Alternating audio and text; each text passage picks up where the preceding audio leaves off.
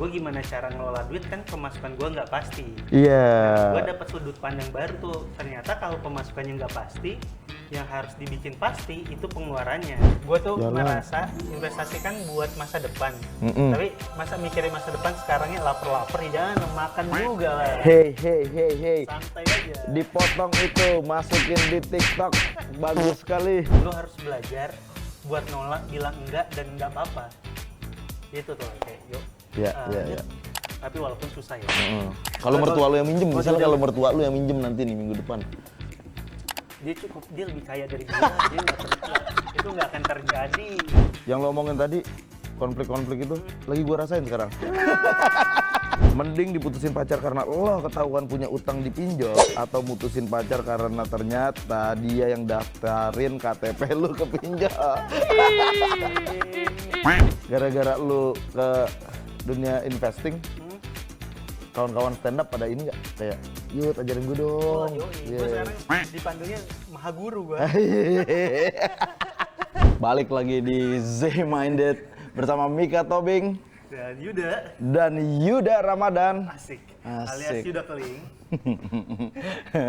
Yang bikin gue pangling karena udah ada bewoknya sekarang. Mantap sekali. Apa kabar, Yud?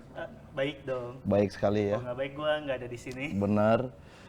Lu fashionnya semakin keren. Asik. Semakin kesini. Ya agak aneh sih dipuji sama pria ini. Pria beristri sih. Agak bingung sih. Ya kan minggu depan lu jadi pria beristri juga. Iya. Jadi maaf ya, tadi agak hujan sedikit jadi agak basah setelan gua. Ya, jadi hari ini tepat sekali gue pengen ngomongin soal merayakan keboncosan sama Yuda Keling, yang dimana kalau gue lihat Yuda shiftingnya banyak banget. Komedian iya, terus lu di IHSG tuh ngapain ya? Di bursa efek Indonesia. Sekarang jadi sering jadi pembicara keuangan. Gara-gara jadi komedi nggak terlalu laku, kita pindah. Udah terlalu banyak saingannya di sini. Nah, tapi itu kapan sih shiftingnya tuh? Pas pandemi sih. Jadi pas pandemi tuh gua cukup rutin ngeliatin konten di sosmed karena nggak ada kerjaan, panggungan stand up nggak ada. Terus gua ngeliat ternyata banyak orang yang mencari uang lewat trading atau investing. Nah, gua tuh anaknya FOMO banget, apa yang rame di sosmed gue ikutan. Jadi gue ikutan lah. Pas di sana ternyata gue dapet ketertarikannya, jadi gue lanjutin. Itu belajarnya di mana? YouTube juga? Awalnya sih coba-coba. Jadi sebenarnya gue belajarnya awalnya itu di kampus. Jadi gue tuh di kuliah gue kan sekolahnya bisnis ya. Jadi udah pernah dapet itu dari dosen. Cuma dulu waktu kuliah gue mikir, ngapain sih mikirin gini? Kayaknya yang bisa investing atau trading cuma orang-orang pintar doang dah. Iya, Raditya Dika gitu-gitu ya. Tapi gue ngeliat temen-temen gue yang bodoh kok udah mulai masuk nih. Bisa ternyata bodoh juga ikutan. Akhirnya gue ikutan lah. Ikutan. Karena ya akhirnya dari sana baru mulai rutin belajarnya, karena kalau emang nggak ada pengetahuannya kayak gue dulu ya jadinya yang tadi dibilang di awal yang boncos itu. Anjir, gue merasakan banget soalnya tadi di jalanan panjang Pondok Indah menuju ke Doya sini hujan. Ya gue menyandarkan motor gue, terus gue nyari yang ibu-ibu teriak jas. Ya, hujan dan motor menandakan kalau wah berasa banget orang susahnya ya. Jadi gua kan punya ilmu ini ya, anti air ya. Oh iya. Anti air. Nah, gue masih ngerasain keboncosan itu tuh. Nah, tapi sebelum kita ngebahas soal keboncosan dan gimana cara merayakannya, ini gue pengen bahas satu artikel dari Medcom yang dimana ekonomi sedang tumbuh, peluang Gen Z makin luas dari karir, side hustle, sampai investasi. Nah, ini ada kutipan versi BPS nih ya. BPS mencatat pertumbuhan ekonomi nasional pada kuartal 2 2025 lalu mencapai 5,12% secara tahunan. Nah, angka ini bukan sekadar statistik, tapi sinyal nyata bahwa roda ekonomi sedang berputar makin cepat dan generasi muda, khususnya Gen Z, punya peluang besar untuk ikut bergerak bersama. Ya 5,12%, lu berasa nggak? Kalau pertanyaannya itu kita undang Pak Purbaya. Jadi sebenarnya yang si 512 itu kemarin sempat diraguin sama banyak pihak karena dianggap datanya nggak mencerminkan pertumbuhan ekonomi realnya. Yang 512 itu kan yang sempat rame tuh karena di kuartal 1 dan kuartal 2 kan kerasanya ekonomi kita melambat. Jadi yang 512 menurut data BPS-nya iya, tapi kalau secara real ditanya ke pedagang terutama pengusaha itu di 2 kuartal awal tuh cukup berat lah, baru mulai membaik semenjak pergantian Menteri Keuangan. Data yang paling baru tuh berapa gue juga lupa deh. Kayaknya mulai bertumbuhnya itu di kuartal 3 tahun ini. Oh berarti bisa dinyatakan lu pro Purbaya ya? Gua pro Purbaya memang. Itu all in terus guys. Oke. Mantap sekali. Gue ngeliat lu jadi komedian nih hari ini. Sumpah bisa kayak gini sih. Tapi gue sejujurnya nih syuting ini kan gue sering nonton konten yang syuting di depan orang kerja gitu.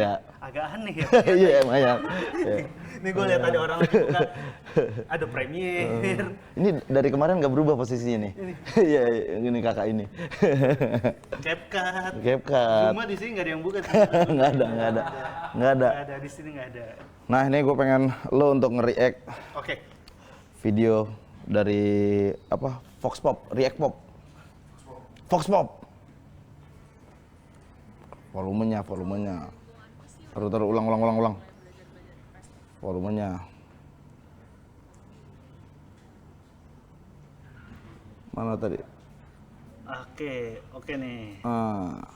Menurut lo, Gen Z udah melek investasi belum? Nah, kalau dari lingkunganku sih udah banyak ya yang mulai belajar investasi, karena zaman sekarang kan udah gampang juga teman-teman untuk akses dan belajar tentang investasi, bisa dari TikTok, YouTube, atau nanya ke orang-orang terdekat kalian yang udah main. Jadi menurut aku zaman sekarang udah banyak sih yang udah melek tentang investasi. Udah karena mungkin aku lihat juga di sekeliling aku kali ya, teman-teman aku udah mulai kayak misalnya beli saham kecil-kecilan, terus kayak yang reksadana juga kayak gitu-gitu. Menurut aku udah lumayan melek sih, kayak dari konten-konten sosmed, terus juga dengerin dari teman-teman aku ngomong.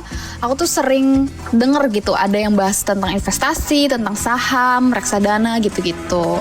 Tergantung, karena kayaknya sih banyak anak muda sekarang nih udah mulai investasi ya kayak kripto sih kayaknya paling banyak. Udah investasi tuh udah banyak pelajarannya, banyak yang ngasih tahu, banyak ilmunya di sosial media. Pasti Gen Z juga udah pada nyari tahu karena itu untuk masa depannya. Asik. Gua komentarin video tersebut. Benar. Boleh. Jadi sebenarnya yang paling gua mau komentarin dari video-video yang tadi kita tonton, ini kan media berita ya. Iya. Ini gimana sih nge-close-nya? Ini close-nya di sini. Oh iya, udah. Mikrofonnya masih pakai handphone sih, kaget sih gua. Iya, lumayan nih. Iya. Ini pinjam sama mic-nya Ki Candy aja kayaknya ya. Iya. Tuh nih. Oh, iya bener. Jadi yang bener sebenarnya kameranya di atas atau di bawah? Ini yang ini kameranya di atas. Yang ini kameranya di bawah. Di bawah bener. Bener.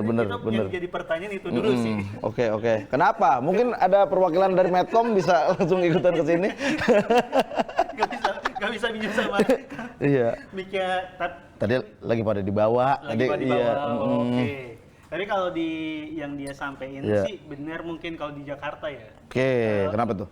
Udah banyak orang yang udah terpapar sama isu investasi, terutama lewat konten-konten di sosmed. Karena kan sekarang financial influencer ada banyak banget, dan jangkauannya udah luas banget. Tapi kalau diambil dari seluruh Indonesia itu masih nggak cukup banyak, karena yang gue tahu data dari Bursa Efek Indonesia yang investasi di saham itu baru 9 juta orang.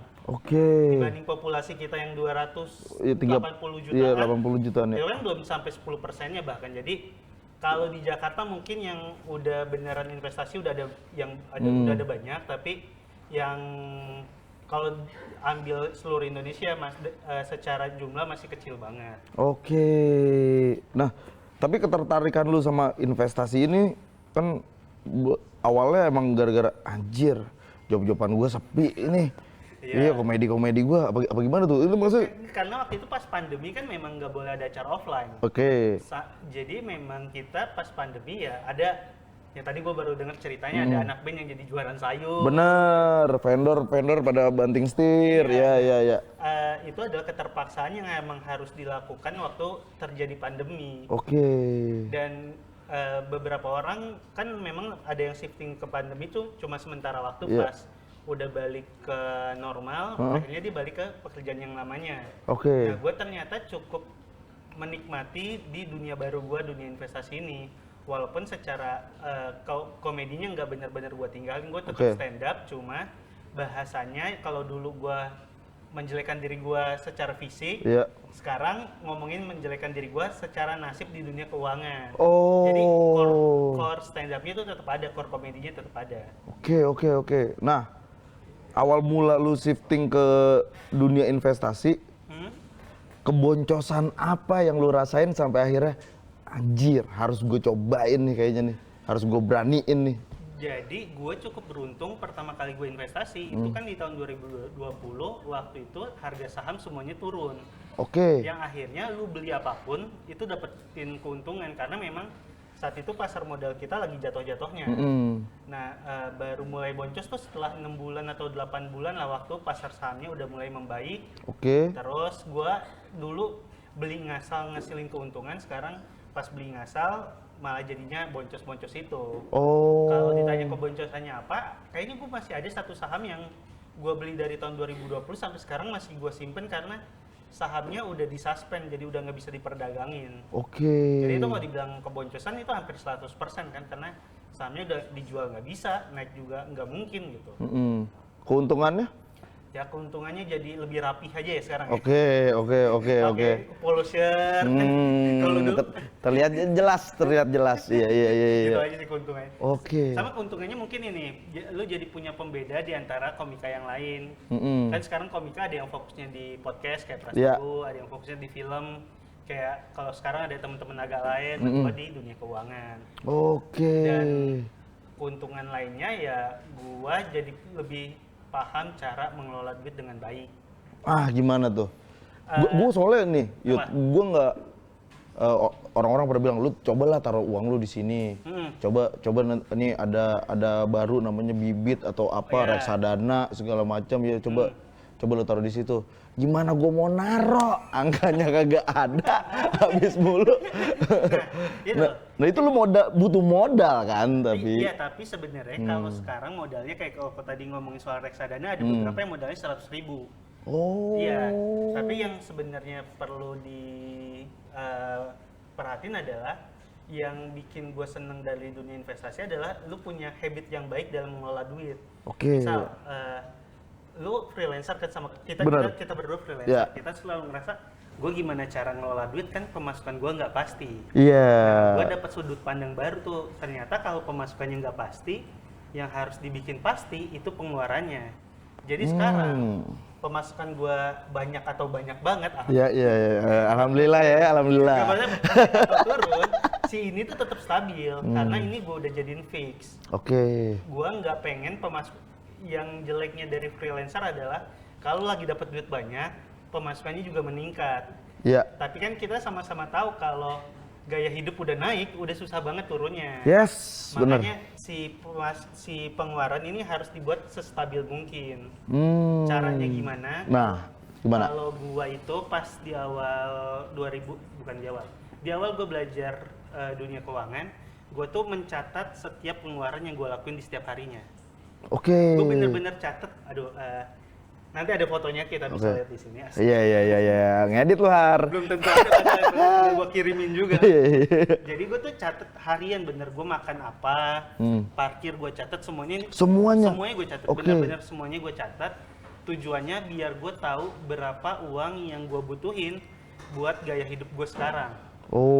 Jadi misal 1 bulan ini gue catat, nah di akhir bulan tuh biasanya gue mulai baca-baca lagi, karena waktu itu gue tulis tangan, gue lihat ternyata setelah gue jumlahin, gue boncos gara-gara sering ke kafe terus. Nah di bulan berikutnya kan gue tahu mana yang harus gue kurangin kalau gue pengen gaya hidup gue nurun gitu. Kenapa itu penting? Karena gue tuh yakin banget, kita kan pasti ngerasa gue tuh kok boros banget ya, gue boros banget. Selalu.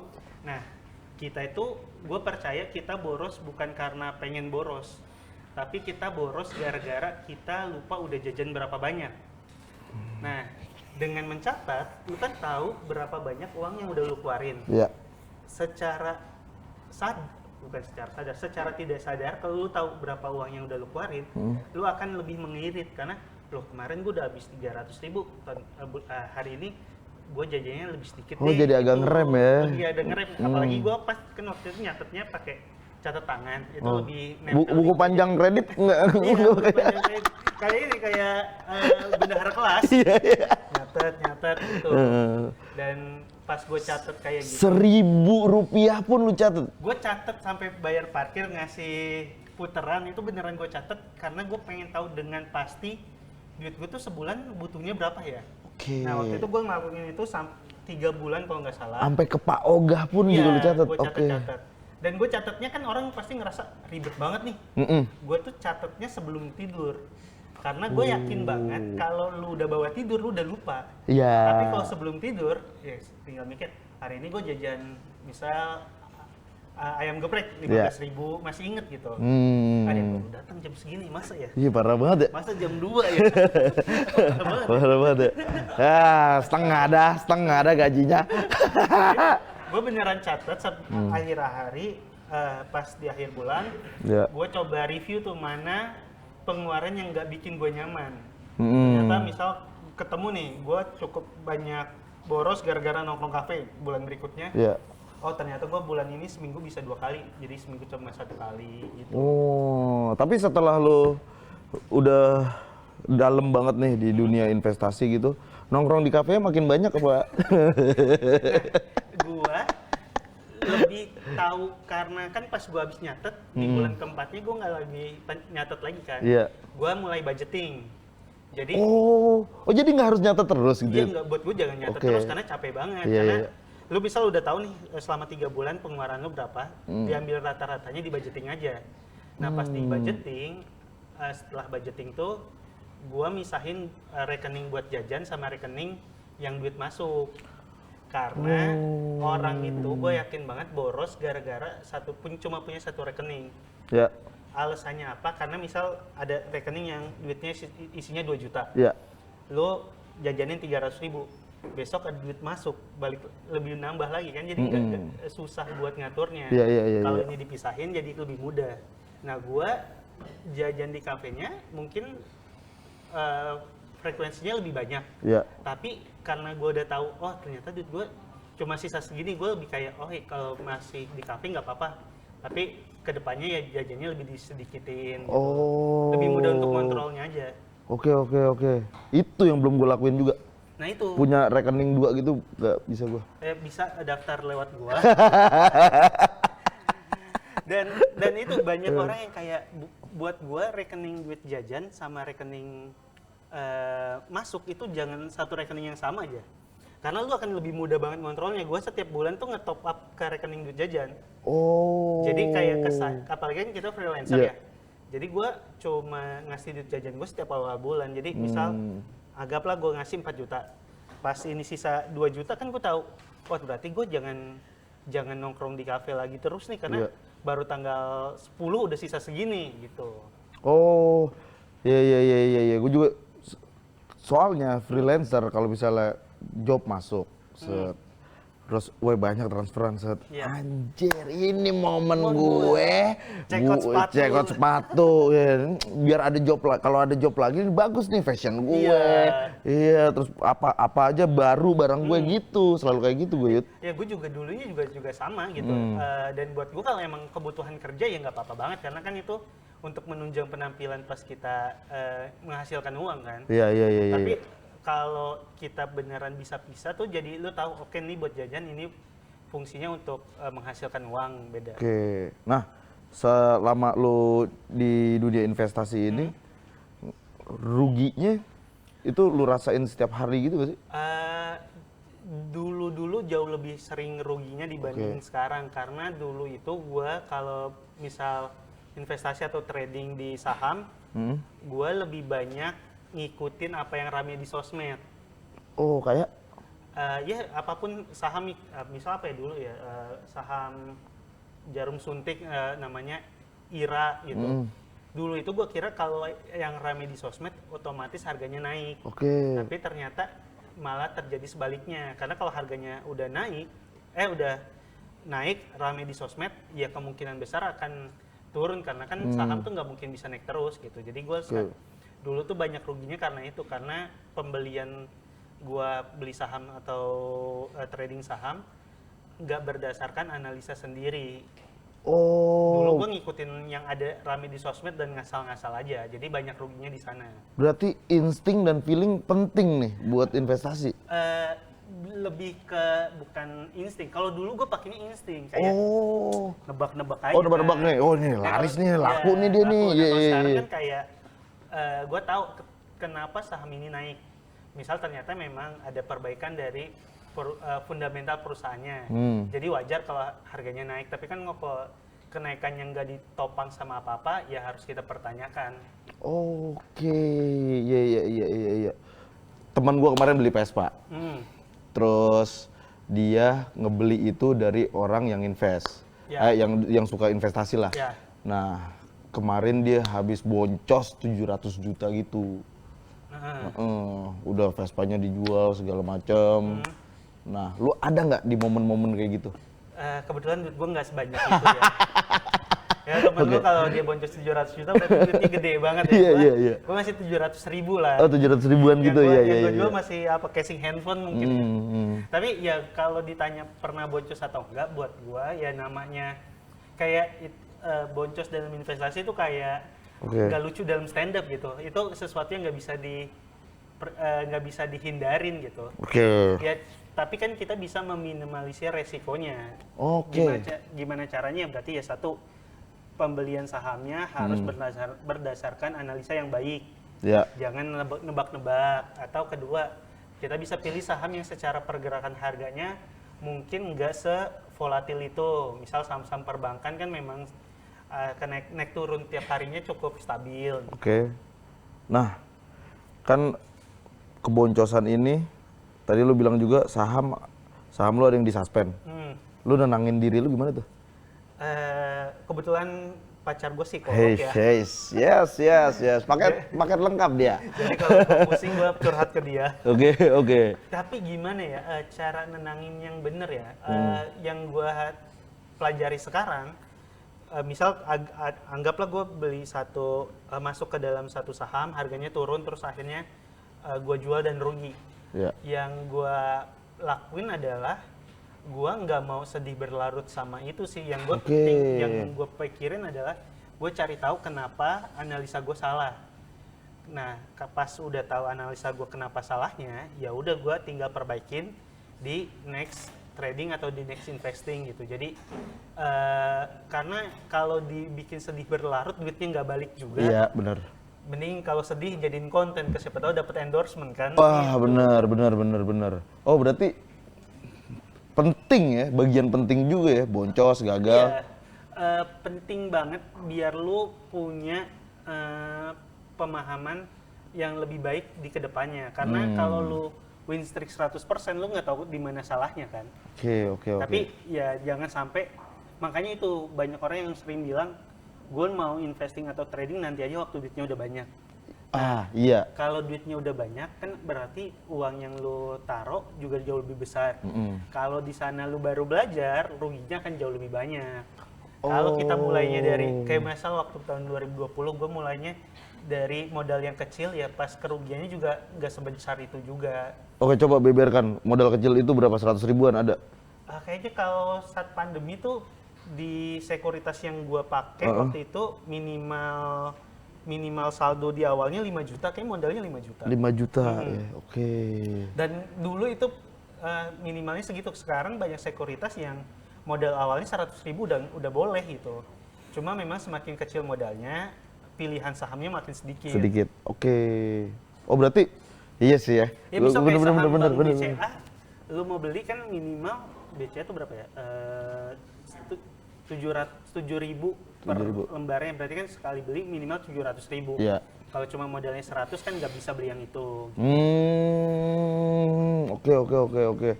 Berarti iya ya, mendingan lu mulai aja dulu ya, Iya, daripada nunggu banyak baru Iya. mulai. Ini omongannya Likwina Hananto dan gua believe banget sama yang dia omong. Dia bilang Oke. bukan kan orang banyak yang bilang gue mau investasi setelah ada duitnya. Oke. Bukan karena bisa jadi bukan setelah lu punya duit lu baru berinvestasi, tapi bisa jadi saat lu berinvestasi lu jadi punya lebih banyak duit. Karena otomatis kalau lu udah investing, seenggaknya lu punya kesadaran yang lebih dalam mengelola uang lu. Oke.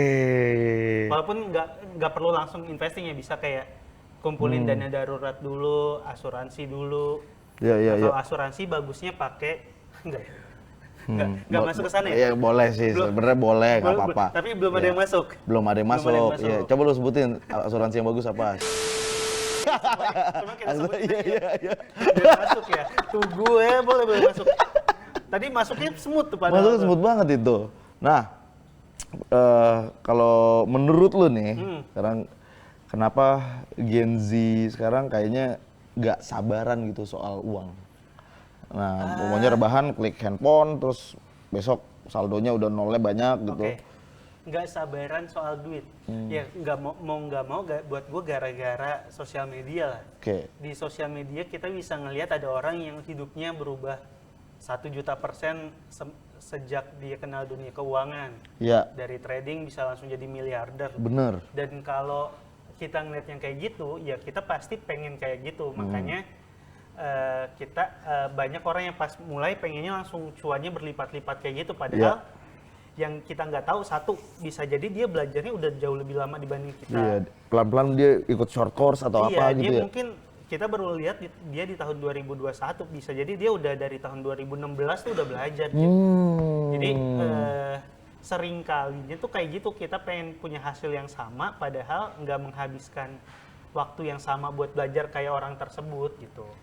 Tapi bener gak kalau buat invest lo harus siapin budget yang emang lu sisihin untuk invest, bukan budget untuk komoditas lu, terus apa namanya segala macam kebutuhan rumah lu, itu emang harus dipisahin.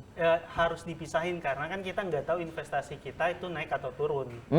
Karena kalau misalkan yang kita pakai uang yang kita mau gunain buat sekolah anak dalam waktu 6 bulan lagi, ya jangan, karena bisa jadi selama 6 bulan ini investasi kita lagi nurun kan berarti harus dijual rugi. Itu makanya pengelolaan duit dengan benar tuh penting, biar kita tahu berapa banyak uang yang kita bisa sisihin dalam investasi. Misal kayak gajinya 6, kita udah tahu ternyata gue buat gaya hidup cuma butuh 4 juta, 2 jutanya kan berarti bisa untuk dana darurat dan investasi gitu. Oke. Berarti jangan yang buat kepentingan apa anak, apa jangan. istri. Gue tuh merasa investasi kan buat masa depan. Tapi masa mikirin masa depan sekarangnya lapar-lapar, jangan makan juga lah. Hey. Santai aja. Dipotong itu, masukin di TikTok, bagus sekali. Nah, nih gue pengen ngasih lu kuis singkat. Oke, boleh. Nah, mending saldo saham minus 50% atau dipinjam duit teman 5 juta tapi nggak balik-balik? Ya ampun. Mending mana ya? Mending saldo saham minus sih. Oke. Karena itu mungkin balik kan. Misal ternyata fundamental perusahaannya membaik, kan sahamnya juga diapresiasi lagi. Iya. Nah kalau dipinjam teman, duitnya hilang, musuhan juga lagi kan. Nah, lu udah menjadi orang yang giat investasi. Makin banyak gak orang yang pengen minjem duit sama lu? Iya, gua banyak kehilangan duit gara-gara dipinjemin teman. Belakangan ini? Ada.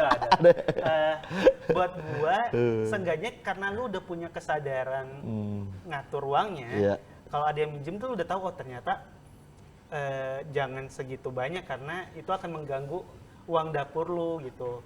Gue lebih nggak tega sih sekarang, maksudnya lebih bukan lebih nggak tega, lebih tegaan kalau emang ada yang minjemnya di Di angka yang nggak lu sanggupin. Gue sanggupin, Iya, gue langsung bilang. iya. Mungkin dulu kayak gue coba cariin gitu. Ya fundamentalnya di diri dulu Iya. ya berarti ya. Budgeting lu, segala macam. Ini gue diajarin temen gue. Kalau kita sering kali kalau ada yang minjem gak enakan kan. Iya. Lu harus belajar buat nolak, bilang enggak dan enggak apa-apa. Itu tuh kayak yuk. Iya, iya. Tapi walaupun susah ya. Kalau mertua lu yang minjem, Kalau misalnya dia- kalau mertua lu yang minjem nanti nih minggu depan. Dia lebih kaya dari gua, dia itu nggak akan terjadi. Dulu juga, tapi ini yang baru gue pelajarin. Dulu itu gue kira nolak minjemin duit, gue kira tuh sesuatu yang gampang. Iya. Tapi ternyata susah banget. Kayak Apa yang lu rasain kayak anjing nih, gue enak gak ya ngomong dulu kayak kan gini gue gitu. ada di posisi yang kalau gue yang minjem. Kayaknya kalau Oh, lu sempat berada di situ iya ya. lah, gue minjem kan gue deg-degan. Ternyata dipinjemin orang, deg-degan juga. Kayak, nih misal lu kayak, lu di situ, lu coba bilang, kan Yud, gue mau minjem duit dong. Yud, gue mau minjem duit dong. Nah, gue udah deg-degan kayak anjing gimana cara jawabnya ya. Oke. Kalau gue bilang enggak, nanti gue dipukul. Gue bilang iya, gue sebenarnya nggak pengen. Soalnya orang pengen minjem duit kebingungan kan. kebingungan. Iya, emosi melonjak, ngelakuin hal-hal nggak jadi kayak, enak nanti. Gue bilangnya lewat handphone aja boleh gak? Oh gitu, iya. Ya tapi itu baru yang sesuatu yang baru gue pelajarin juga lah. Kalau ternyata kalaupun ada yang minjam, selama kita tahu mereka mampu untuk bayar, sanggup untuk balikin, ya nggak apa-apa. Oh. Cuma di angka yang lu rela untuk hilang. Biasanya kan sekarang minjem, coba lu jabarin proyeksi lu bayar ke gua ya gimana, gitu kan. Iya. Atau sebenarnya yang paling bener nih ya, ini yang gue baru belajar dari temen juga. Sebenarnya kalau dia minjem dalam jumlah yang besar, lo tuh minjemnya jangan bentuknya uang, tapi dalam bentuk emas. Karena nih, gue nih ada temen gue yang ngutang sama gue, misal anggaplah 10 juta. Di tahun dia minjem, emas itu harga 1 gramnya, harga per gramnya masih 1 juta. Berarti kan gue dapat 10 gram. Iya. Nah sekarang harga emas udah 2,3. 2,3. Iya. Wow. Padahal kan sebenarnya harusnya kalau gue pinjemnya emas, nilai duit gue kan sama kayak lu balikinnya dalam bentuk emas juga dong. Jadi karena kan kita punya kerugian opportunity cost yang harusnya duitnya bisa dipakai untuk sesuatu yang produktif, ini malah dipakai dan gak berkembang gitu. Ngomongin soal emas, aman mas kawin lu tapi. Ini belanja mas kawin. Lagi 2,3 gini segram. Belum beli nih guys. Gue masih, ya Allah, turun ke, nggak turun, naik terus. Parah goib. Iya. Goib itu. Nah, kita lanjut nih Yud. Mending punya bos pinter tapi toksik atau punya bos baik banget tapi nggak bisa kerja? Bos pinter tapi toksik sih. Karena walaupun gue belum pernah punya bos ya, karena maksudnya nggak yang kerja kantoran. Gue adalah bos untuk diri gue sendiri. Tapi yang gue pelajarin kalau kita punya mentor yang baik, ya walaupun omongannya nggak benar, itu malah bisa bikin kita jauh lebih berkembang kan. Dibanding iya aja tapi kitanya juga jadinya di situ-situ aja. Atau kalau toksik, pulang ke rumah katanya goblok banget temen-temen, kayak paling bener aja gitu kan. Nih lu masuk ke dunia investasi ini, mentornya banyak? Gue cukup beruntung akhirnya kenal sama banyak orang yang udah investing jauh lebih dulu dibanding gue. Jadi gue banyak diajarin sama mereka lah. Kayak ada ya kalau yang influencer tuh gue kayak kenal Ken Henderson, Andika Diskartes, Felicia, itu semuanya kan jauh lebih dulu dibanding gue. Jadi kenal personal sama mereka tuh buat gue sebuah privilege lah. Jadi bisa belajar lewat mereka. Dijaga komunikasinya ya. Iya, karena kalau kita butuh duit kan masa gue minjemnya sama temen gue yang minjem sama gue kan harus yang sama lebih atas. Oh iya benar. Nah, mending punya pacar good looking tapi matre atau pacar biasa aja tapi financial planner? Cewek gue good looking dan financial planningnya bagus sih, asik. Tapi nih, ini buat gue yang penting buat temen-temen juga. Ternyata dalam menjalin hubungan, lu tuh harus punya kesamaan dalam mengelola keuangan. Karena kalau lu terlalu bertolak belakang itu nggak akan bikin hubungannya baik gitu. Karena misal cara spending lu impulsif banget buying, pasangan lu enggak, itu kan akan timbul konflik di sana. Apalagi pas nanti udah menikah gitu. Karena pas menikah kan lu perlu perencanaan keuangan yang jauh lebih baik kan. Bener. Kalau pasangan lu ternyata impulsif dan lu nya enggak, itu ya konflik akan muncul terus. Tapi kalau lu punya satu impulsif, yang duanya juga impulsif, ya udah berarti nggak ada konflik di sana gitu. Cuma ya jadi anaknya kebingungan, bapak gue belanja mulu, ibu gue belanja mulu nih gitu. Yang lo omongin tadi konflik-konflik itu lagi gua rasain sekarang. Memang gimana? Iya, kata bini gua lu impulsif banget lu. Sebenarnya dia marah kayak gitu karena gua beli apapun itu buat gua doang, dianya nggak dibeliin. Iya, bisa jadi karena itu. Bisa jadi karena itu. Harusnya check-outnya langsung 2. Iya, harusnya langsung dua gitu. Itu lebih karena terjadi, iri ternyata. terjadi, Ya. bener. Berarti emang lu harus satu visi ya kalau misalnya Iya. sama pasangan tuh ya. Iya, harus punya habit keuangan yang sama lah. Habit keuangan yang sama. Oke. Berarti mendingan punya pacar yang good looking tapi financial planner ya. Jadi digabung nih hybrid. Ya.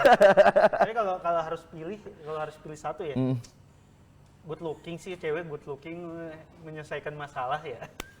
Yes. Ya, financial plannernya biar gua aja yang Gua aja, ngatur.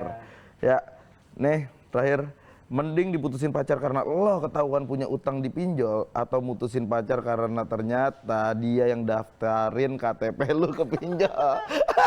Mending putusin lah. Mending putusin ya. Iya. Karena itu buat gue yang bahaya dari orang-orang yang pinjaman online, walaupun nggak semua ya. Ya. Artinya dia mencoba hidup di luar kemampuan dia. Ya. Dan itu sesuatu yang buat gue nggak baik kalau di posisi gue ya, karena lo berarti kan misal pemasukan lo 3 tapi gaya hidup lo 6, makanya harus ditutupin sama pinjol. Oh ya. Mungkin angkanya sekarang masih kayak gitu 3 dan 6, tapi kalau itu udah terus menerus bisa jadi pas lo 50 lo mintanya 100 gitu kan, angkanya jadi jauh lebih besar. Lu menyarankan nggak pinjol untuk investing? Enggak lah, karena investasi tuh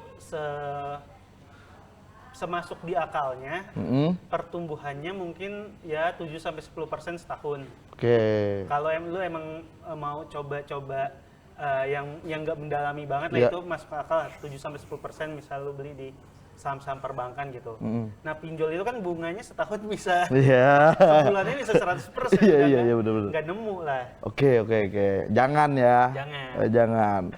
Nah, nih sebelum closing, apakah 2026 ada project baru dari Yuda Keling? 2026 bakalan ada Piala Dunia. Ya, betul, mantap sekali. Di Amerika. Yes, kita Meksiko nonton dan bola Kanada. lagi. Ya. Kalau project pribadi, gue sih pengen bikin stand up comedy spesial lagi. Karena gue tuh cukup rutin bikin tahun 2021, 2022, dan 2023. Tahun ini lagi nggak bikin, jadi pengen di tahun depan tuh gue bikin lagi lah.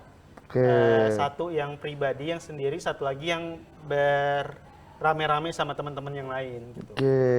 Oke. Gara-gara lu ke dunia investing, kawan-kawan stand up pada ini nggak kayak, yuk ajarin gue dong. Gue sekarang dipanggilnya Maha Guru gue. Jadi gue sama teman-teman stand up punya satu grup WhatsApp yang isinya kita belajar investing bareng. Kalau gue punya ada insight tentang investing yang gue rasa menarik, gue coba share ke mereka. Dan kalau mereka nemu sesuatu yang yang dia rasa menarik juga di-share di sana gitu. Oke. Jadi forum diskusi lah ya? Iya, forum diskusi buat belajar bareng gitu. Seru banget. Gue mau dong masuk grup itu. Ntar gue masukin, gue bikin grup lain dulu ya. Iya.